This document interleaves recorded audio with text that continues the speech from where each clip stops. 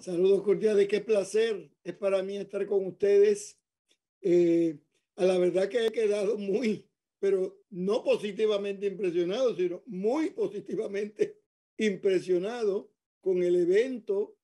Escuché al colega anterior muy bueno con el análisis narrativo y de las narraciones, muy bueno. La verdad que le dije al hermano Pablo que ya empecé aquí medio impresionado y dando gracias a Dios por los estudios bíblicos, por el hermano Sergio que me ha precedido, por los otros colegas. Así que les bendigo a todos en el nombre del Señor Jesucristo. El tema mío que quisiera tocar hoy es la Biblia en general, la contextualidad también en general y en particular, pero quisiera usar como modelo los estudios, las investigaciones actuales referentes a Jesús de Nazaret. De esa manera, en los últimos años de mi vida, lo que yo he hecho es traducir la Biblia y escribir sobre literatura hebrea, pero cuando me mudé a Jerusalén, comencé a estudiar más y más a Jesús de Nazaret y escribí un libro sobre Jesús histórico. Luego escribí otro sobre las parábolas, escribí otro por los milagros del reino y finalmente acabo de sacar dos más, uno sobre cristología y otro sobre el Mesías, una lectura de Isaías a la luz de la experiencia de Jesús de Nazaret.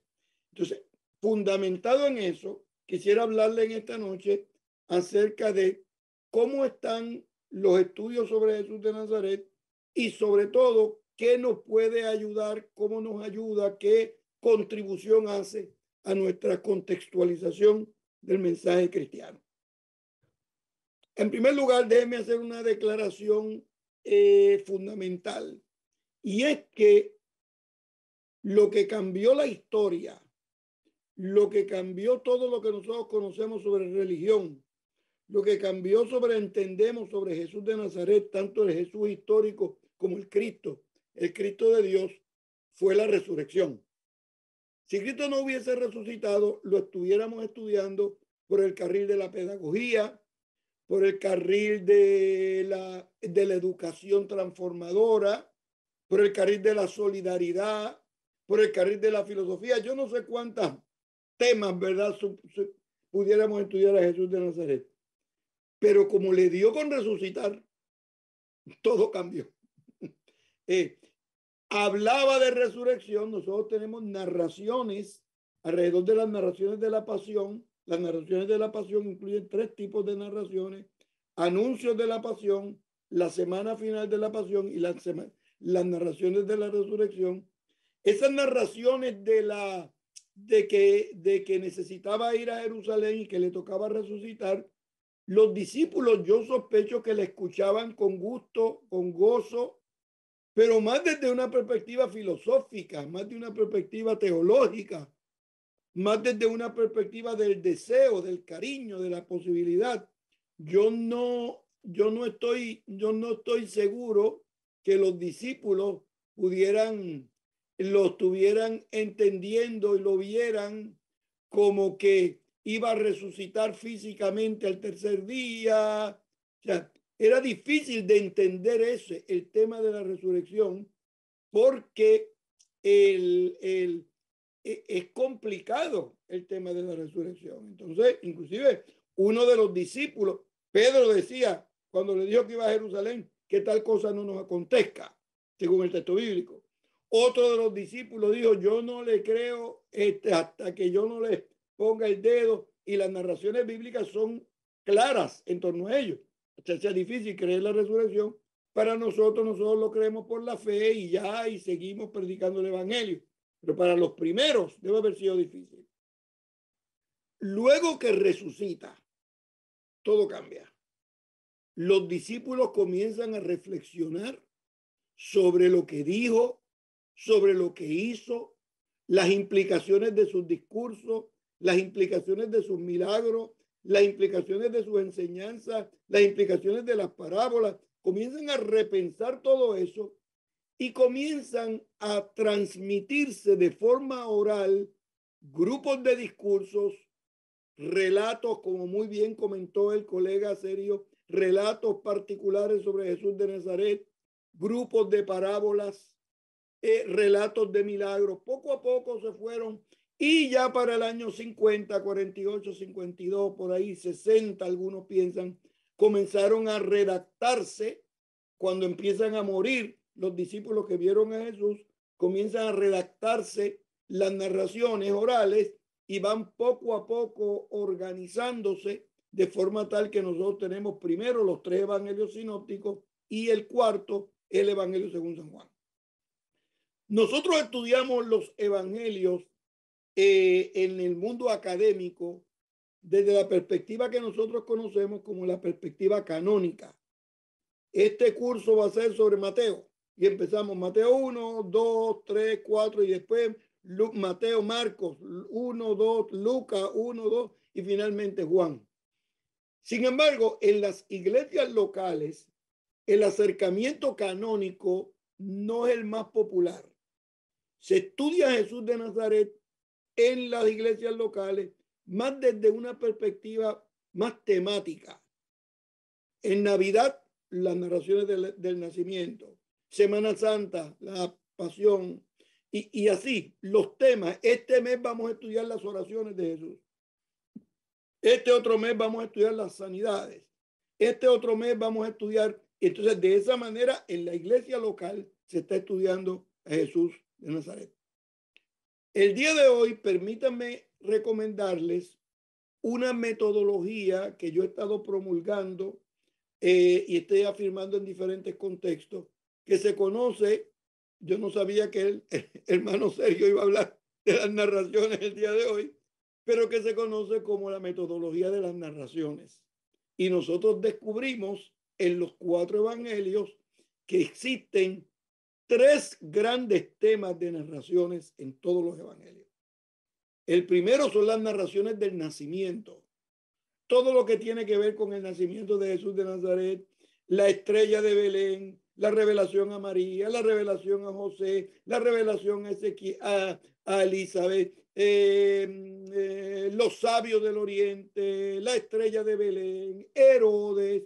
Todas esas narraciones tienen un propósito definido. Y el propósito definido es indicar que el que nació en Belén no era cualquier personaje especial, era un personaje singular. El que nació en Belén no fue Pablo Gutiérrez, ni Samuel Pagán, ni Sergio Ramírez. Nació el Mesías. Y esto desde el día 1 no hay confusión en los evangelios, no hay desorientación en el evangelio. Afirmaron eso con toda seguridad. Pero detrás de esta narración hay una afirmación teológica muy importante que es una afirmación sobre Dios. Y lo que quieren recordar los evangelistas con el nacimiento y las narraciones del nacimiento de Jesús es que el Dios bíblico cumple sus promesas. De la misma manera que le prometió a Abraham al salir de Ur de los Caldeos que lo iba a llevar a la tierra que fluye leche y miel. Luego se le promete a Moisés que lo iba a sacar de Egipto y lo saca. Luego le promete a David y luego Isaías comienza a profetizar. El nombre es Emanuel, que significa Dios con nosotros, pero va a tener 4 pares de nombre: admirable consejero, Dios fuerte, Padre eterno, príncipe de paz. Es decir, que las narraciones del nacimiento tienen 2 valores fundamentales. Quien nace es el Cristo de Dios que encarna la voluntad de Dios en medio de la historia de la humanidad desde la perspectiva de los evangelios. Y segundo, afirmar que el Dios bíblico cumple las promesas y se cumple sus promesas en la figura histórica de Jesús de Nazaret. Antes de pasar a las otras narraciones, es importante que haga una afirmación ya de corte filosófico y de corte literario. Nosotros tenemos más evidencia, mucha más evidencia de la vida y de la historicidad y de los temas que Jesús presentó que de Aristóteles y de Platón y de todos los filósofos griegos. Y cuando usted va a la universidad, nadie le dice, yo no quiero estudiar a Platón porque yo no sé si existió o no existió. Nadie dice eso. pues yo quiero que ustedes sepan que hay más evidencia en literatura cristiana canónica, en literatura cristiana no canónica, deuterocanónica, en literatura judía, en literatura griega, latina, hasta en comunidades posteriormente, en la literatura musulmana, nosotros también tenemos referencias al Jesús histórico. El primer grupo de narraciones, las narraciones del nacimiento. El segundo grupo de narraciones es las narraciones del ministerio de Jesús de Nazaret, del cual voy a hablar. Y el tercer grupo de narraciones son las narraciones de la pasión, que ya les mencioné, anuncio de la pasión, la semana de la pasión y la resurrección. Con la semana de la resurrección y la semana de la pasión de Jesús de Nazaret, lo que estamos indicando es que el Señor Jesús tiene el poder sobre la vida y sobre la muerte. Porque por esa razón el apóstol Pablo posteriormente dice que si Cristo no resucitó, vana es entonces nuestra fe. En primer lugar, tenemos las narraciones del nacimiento, tenemos las narraciones de la pasión y en el medio, en las narraciones del ministerio de Jesús de Nazaret. Todo lo que dijo y todo lo que hizo. Cuando estudiamos esas narraciones del ministerio de Jesús de Nazaret, descubrimos varias cosas interesantes. En primer lugar, que uno de los títulos preferidos que se atribuían, que le daban a Jesús, era el título de maestro. Aunque lo conocían como profeta, aunque lo conocían como el Hijo de Dios, el Hijo del Hombre, referencias a él en los evangelios, posiblemente el título que más utilizaban en torno a él mientras él estaba ministrando en la tierra era el de maestro. Y como maestro, los discípulos de él lo afirmaban y lo seguían sin ningún tipo de dificultad. Lo amaban, apreciaban sus enseñanzas y cuando no entendían algo, de acuerdo con los evangelios, sencillamente luego del día, en la tarde, se reunía el Señor con los discípulos y les reexplicaba y aplicaba la enseñanza, especialmente enseñanzas de las parábolas. Cuando estudiamos a Jesús de Nazaret, descubrimos que sus discípulos lo admiraban, pero lo curioso del caso es que los textos bíblicos que nosotros tenemos a disposición nuestra nos indican que sus adversarios y sus enemigos también lo apreciaban y lo admiraban. Por ejemplo, luego de uno de los milagros más importantes en la Galilea, luego del lago y luego de una parábola, dos fariseos evalúan la vida de Jesús y uno le dice al otro, el problema con este es que no nos habla como los escribas y los fariseos, sino que nos habla como quien tiene autoridad. Se ganó el respeto público Jesús de Nazaret por sus enseñanzas. El día de hoy ese tipo de autoridad se conoce como autoridad moral en el mundo de la filosofía, especialmente en el mundo de la educación, se conoce como autoridad moral y es cuando hay correspondencia entre lo que se dice y lo que se hace. Y la gente notó que Jesús de Nazaret vivía a la altura de los reclamos y las enseñanzas que presentaba. Jesús de Nazaret no solamente era admirado por sus discípulos, sus adversarios, inclusive un principal de la sinagoga, de acuerdo al Evangelio según San Juan, llegó de noche y cuando lo saluda, según los testimonios que nosotros tenemos, cuando lo saluda, le dice, Rabí, lo que reconoce como Rabí, Rabí, sabemos que has venido de Dios. O sea, reconoce la autoridad divina en Jesús de Nazaret y añade, como maestro, porque nadie puede hacer las cosas que tú haces si no está Dios con él. No lo reconoció como el Cristo de Dios, no lo reconoció como el Mesías, pero lo reconoció como maestro. En efecto, era un gran maestro.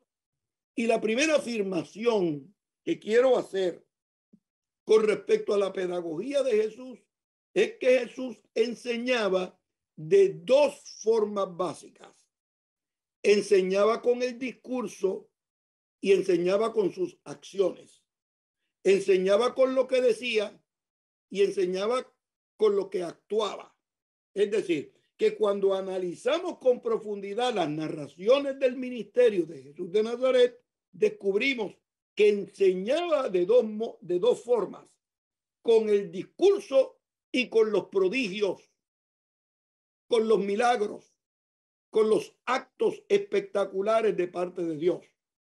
El estudio de Jesús de Nazaret nos describe a un gran educador, un educador extraordinario, que unía la enseñanza que abría la posibilidad del milagro y hacía un milagro que abría la posibilidad de una enseñanza. Y cuando estudiamos las enseñanzas de Jesús de Nazaret, descubrimos por lo menos tres formas de enseñar. Por lo menos tres formas de enseñar. Uno, enseñaba con el discurso, con la conferencia, con la presentación. Venid a mí todos los que estáis trabajados y cargados, que yo los haré descansar. Discurso bueno. Aprended de mí, que soy manso y humilde de corazón, y hallaré descanso para vuestras almas. Y así, bienaventurados sois cuando por mi causa digan toda clase de mal contra vosotros mintiendo. El discurso jugaba un papel protagónico en Jesús de Nazaret, pero no era la única forma de enseñanza. Posiblemente, cuando tratamos de estudiar la palabra final, lo que se conoce en el mundo académico como la ipsísima verba de Jesús de Nazaret, tenemos que llegar a las parábolas. Y capítulo 15 de las parábolas es muy importante.